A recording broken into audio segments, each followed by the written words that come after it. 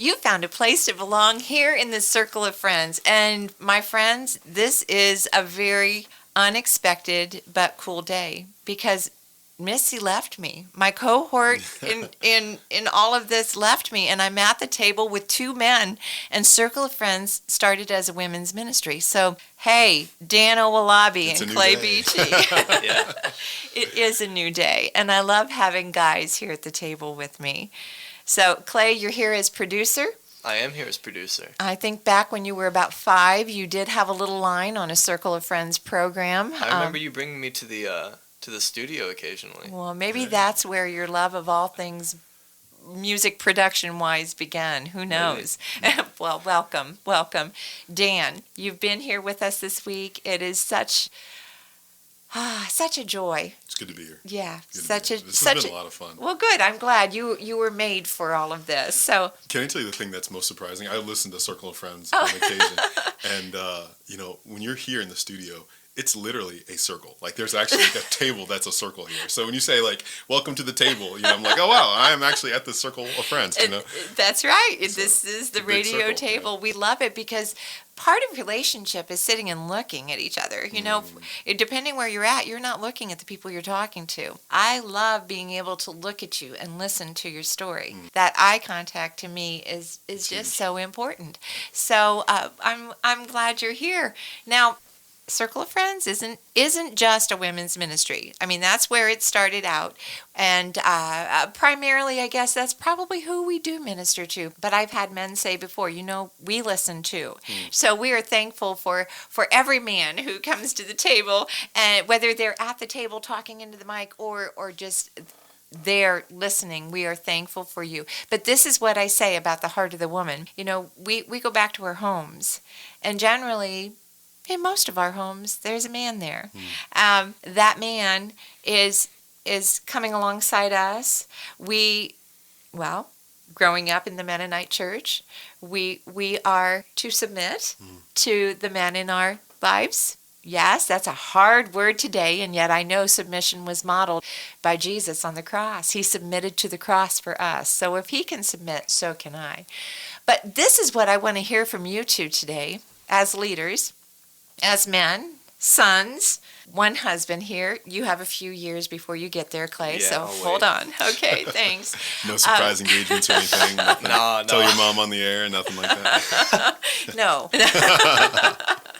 So this is what I want to hear from you. As you look to leaders, what do you see as the opportunities for women in this leadership role?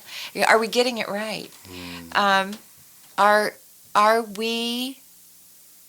we the aroma of Christ in this world? That's the call on my life, to lead in my home as only a woman designed by God to be that female can lead. Eric is doing it in your home. But just tell me, I think, looking at it from my perspective, leadership is leadership. What the Bible says about leading, about following Christ and going hard after, running that race hard after him. There is no Jew or Greek or male or female. However, are there things that maybe it is easier for us to get a foot in the door some places than for men? Tell us from the male perspective. Tell us what you'd like us to know. Yeah, no, that's great. That's great. So working in the church for so many years, I ran into a lot of women who had some serious natural leadership ability. And it was just incredible to see what God can do through men, through women, and just see that raw potential. One thing that I recognized, a typical hurdle that a woman would go through, at least in the circles that I ran into, was the situation where they would have something to offer. They'd be able to serve in a very unique way. They would have something that could help the whole church move forward, the whole organization move forward. And there comes the moment to actually say the thing or to do the thing. And that's always a scary moment when you have to step out and say, hey, I have an idea or I have something to offer. And oftentimes, the encouragement that they needed or the, hey, you can do this, or hey, like, that's a great idea. Oftentimes that just wasn't there. And so I saw time and time again that women who had great leadership potential, when it came to that moment to actually step up and be a leader in a service mentality, would step back. you know. And so what I would say, from the experience that I've had, I would say the confidence that comes from Jesus Christ, recognizing He has given you unique abilities, that He has given you unique abilities and unique talents to serve other people. Wield that with confidence. You know, if you have the ability to speak, speak. If you can run a business, then run that business. You know, if you can lead, then lead. But ultimately, you know, recognizing that it's not up to any man, you know, or any woman to tell you what God's put in you. If God stirred it in you, then you better stir that thing up and use that to serve His people and beyond. So that's one thing that I see women can continue to do. I've seen lots and lots of women who are doing that. And I think I'm excited to see what's going to happen in the next couple of years. But ultimately, that's one thing that I've recognized as a common challenge. You know, I think about that verse that says, "For God has not given you a spirit of fear or timidity." And I speak that verse into the life of my husband and my kids.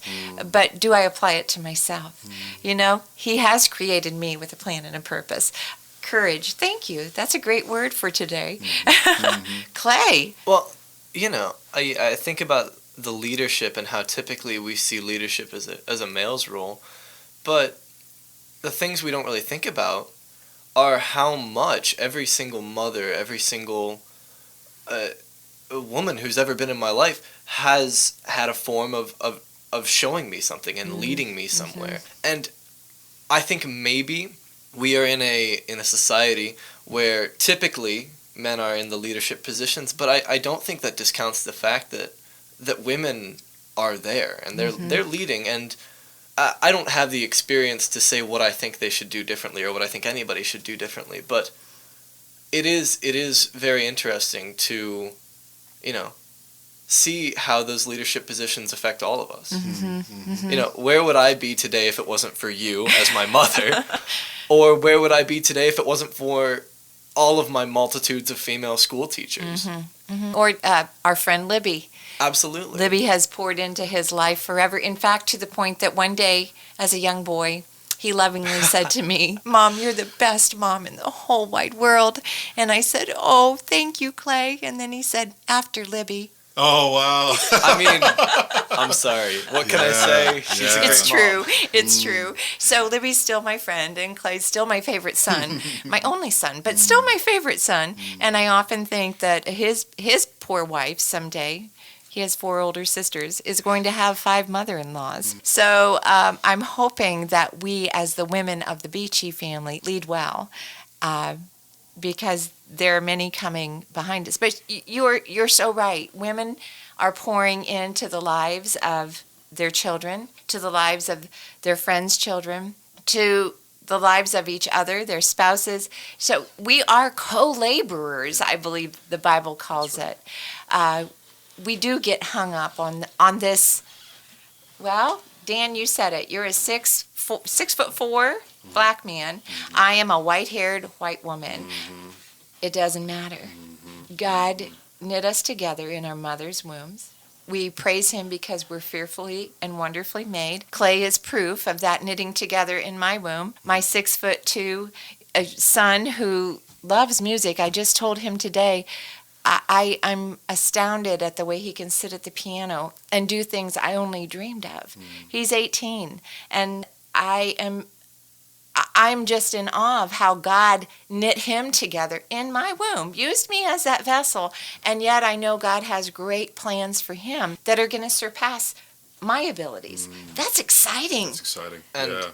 I think what's most important about all that, as we break down these barriers of there's no Jew or Gentile, we are all people and we all have this ability to share the knowledge that we've gained in one way or another. And I think that's the most important thing that we can do.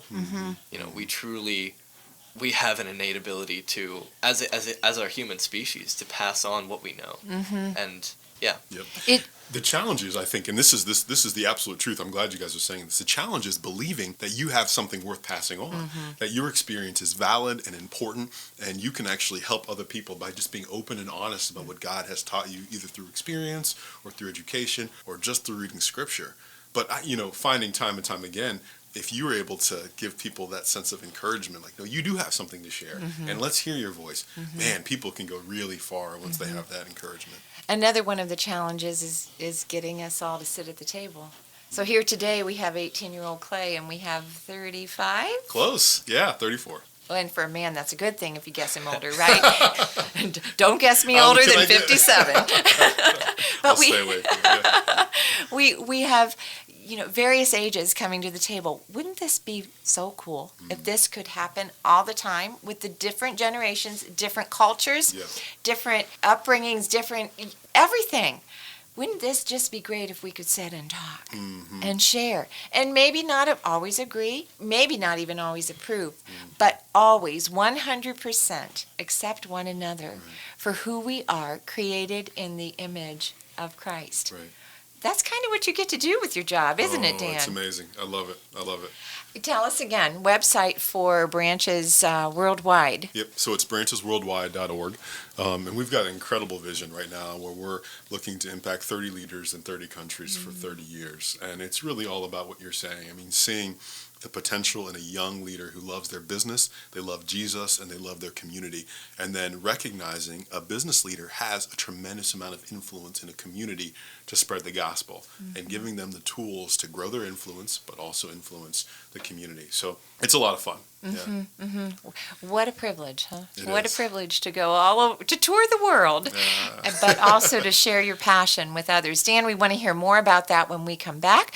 We're going to take a listen to this, and as always, we are so thankful that you have come to the table. You have found a place to belong here in the circle of friends. Looking for ways to change up your living space? Stop at Village Gift Barn and view our wide selection of house and home items. Need some tips on how to pull together a room? One of our talented home decor staff will help you put together the perfect arrangement for your home. Located in the heart of Amish country on State Route 39 in Berlin, Ohio, Village Gift Barn, never ordinary, we promise.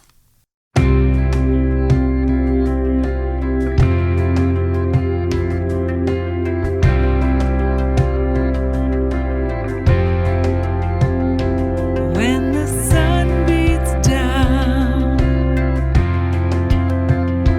on the barren ground and turns the soil to stone,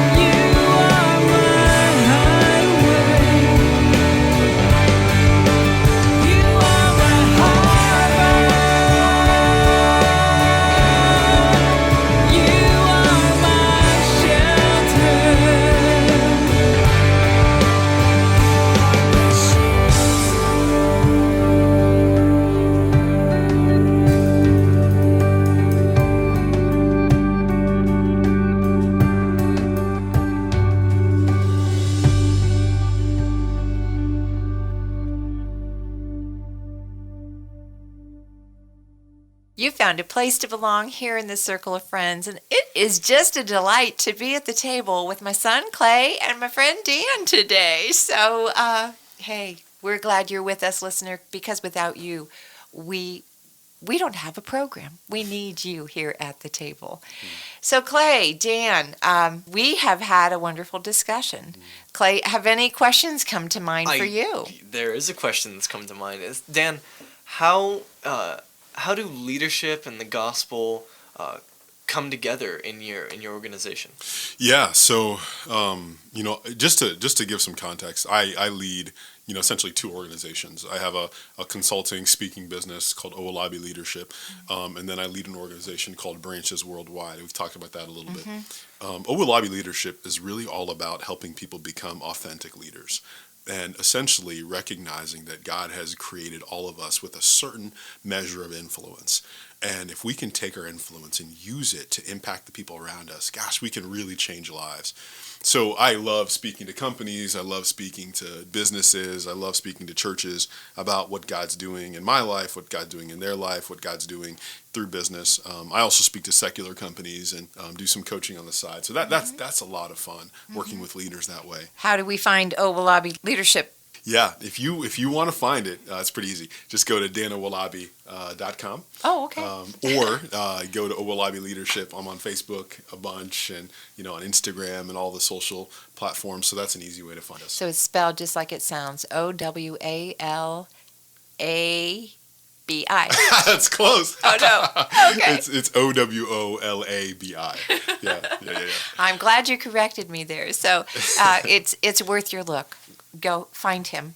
danowolabi.com. That's right. Okay. Right. I just want to add in something right here. I've known Dan for plenty of time, not near as long as Mom has known him. But Dan actually spoke at our National Honor Society induction 2 years ago. And I remember that was a time when I was at a pretty low point in my life. And just hearing you speak, it was inspiring. And you are such a leader. And I'm so glad that you have that leadership capability and also the gusto to pass it on. Dan, I remember that day he came home and said, Dan Owolabi spoke today, and he's the real deal. Oh, wow. And that's a sincere compliment from a 16-year-old, Oh, yeah, So back to leadership and the gospel. Yeah. It's fun to talk about leadership. I love it. In all facets. I love watching how leaders influence. And so, with Owolabi Leadership, I definitely interact with a lot of secular business owners, and I have a lot of fun with that.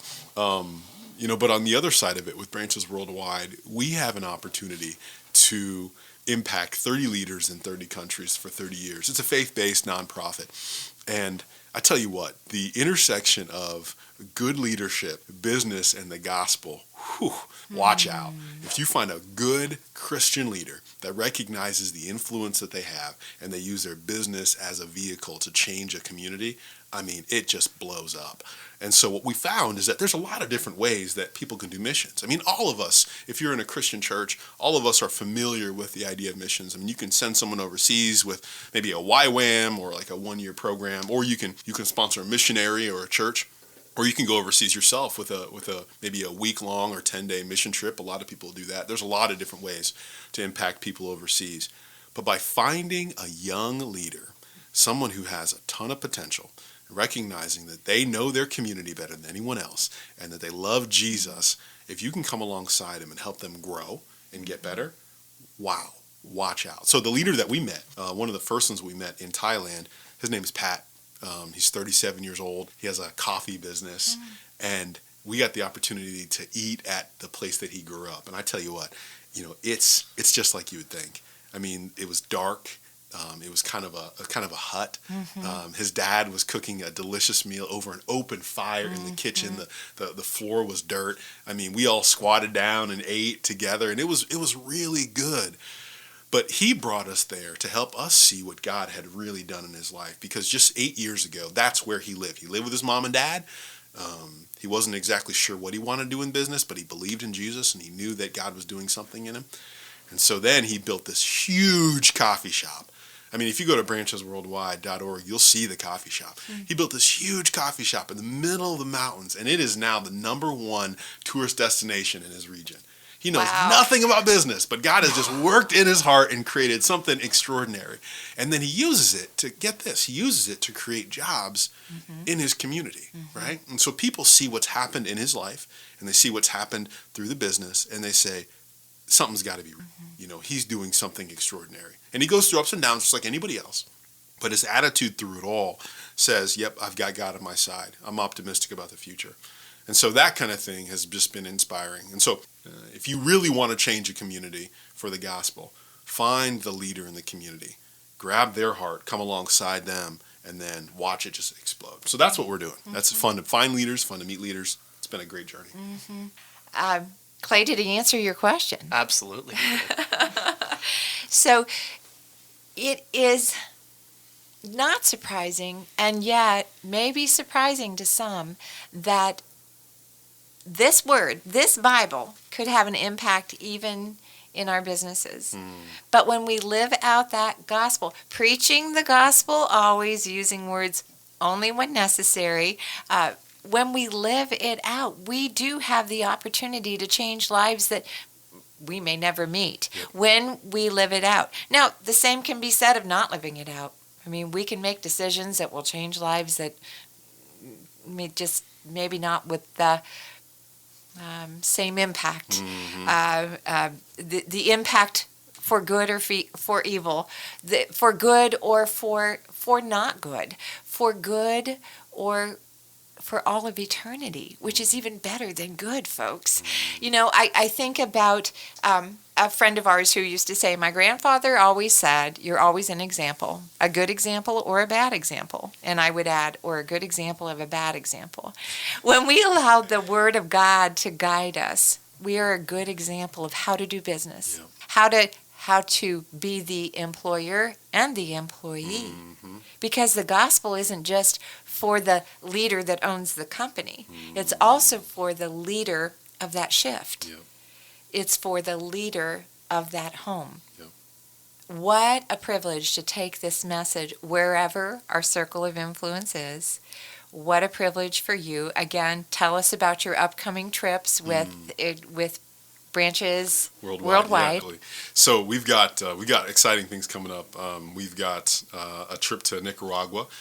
We've made a lot of connections there. So getting the opportunity to meet leaders down there is going to be a lot of fun.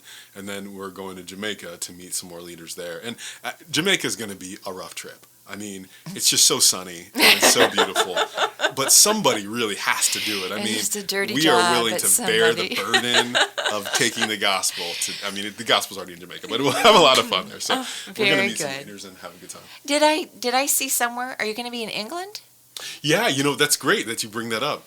We partner with an organization that helps us get connected to leaders around the world. And so they have a couple outposts in England, and we were going to, but that's one thing that didn't come together. So great memory, though. Well, hey, every once in a while it flares up and shines bright. So that's what's happening with Branches Worldwide. What about Owolabi Leadership? I know sometimes I see your face on some big posters saying that you're going to be speaking somewhere. Anywhere soon? Yeah, I've got two exciting opportunities coming up. One is with an organization you might be familiar with. It's called Leaders Edge. Okay. They do a lot of work with business owners in the Northeast Ohio area. They're putting on an event coming up on, I believe it's September 19th, at the New Point Canton campus. And I have the opportunity to speak and to inspire leaders on what it looks like to be gracious, or I have the opportunity to speak and inspire leaders on gratitude and how to give gratitude on purpose and use it to build your business. So that's something that's near and dear to my heart. I'm going to look forward to that. Well, Dan, do you post any of that on your website, your appearances or the places you're going to talk? Can we go to your danowolabi.com and find that? The best place to find that be to go onto my Facebook page and to like and to follow, because we post where we're going next, and you get some crazy updates about what's happening in my life, what's happening in leadership. You'll get to see my kids and my wife and that kind of thing. So, yeah, we got a great community there with Owolabi Leadership. I do follow you on Instagram, and I must say I enjoy your posts very much, and I'm always inspired. Now here's a little something aside from from what Dan does out in the public eye, you were like doing a book a week for a year. Yeah. That was fun. And That was you fun. truly read cover to cover. I did, cover to cover. So one of the things I realized is that when you go, this was last year, I did a Right. few things, but when you go public with your goals, suddenly you are more committed than you've ever been, because people come out of the woodwork and start asking you how it is and how the book was, and you really better know what you're talking about. Right. So yeah, I read 52 books cover to cover, and it was challenging in some ways, right? Some weeks were really difficult, other weeks where it just flew by. But I learned a lot of discipline, right? I learned how to lead myself, and I learned a ton from the books. I mean, goodness gracious, God really showed a lot. So, a couple questions come to mind as one who loves to read. First of all, how many hours a day did you have to schedule to get a book a week Yeah. done? So one of the things that I did was I used a hybrid model. So I would read about 2 hours every evening and kind of sit down and go through. I'd also use some audiobooks and I'd Okay. listen at the same time. You know, that was a helpful thing. Right. I found out that I'm an auditory learner, and so I received that a little easier than I did the reading part. But I mean, we bought a bunch of books and read a lot. Stopped watching TV. That was one thing. It's amazing the free time you have when you stop trying to watch every episode of Game of Thrones. You know, it's just suddenly time just frees up. You know, so that was one thing. At the end of the day, though, having people come up to you and ask you how the latest book is going is a huge momentum boost for you. So that was one thing I took advantage of, and it was a lot of fun. Okay. Now, here's the other question from the one who loves to read. What books do you still remember? No. Probably not all 52. Yeah. No. That's a great question. So one of my favorite books is called The Servant. I can't think of the author right now. Should I look it up? No, we can find it and let our listeners know at the end of the program. Yeah. So one of the books that I had was called The Servant by James C. Hunter. An incredible book about servant leadership. And if you're not a reader, this is the book for you, because it's essentially a story about a young upstart leader that thinks he has it all together, but he really doesn't. And he ends up going to a monastery where he really learns the principles of leadership in a very practical way. So I love the book, used it a lot in the talks that I'd given and that kind of thing. And so if anyone would pick that book up, that would give you one-on-one leadership. What was the author's name again? James C. Hunter. James C. Hunter. Okay. Any other books come to mind? Yeah. Another book that I really enjoyed, it's called The Way of the Shepherd. That's a classic.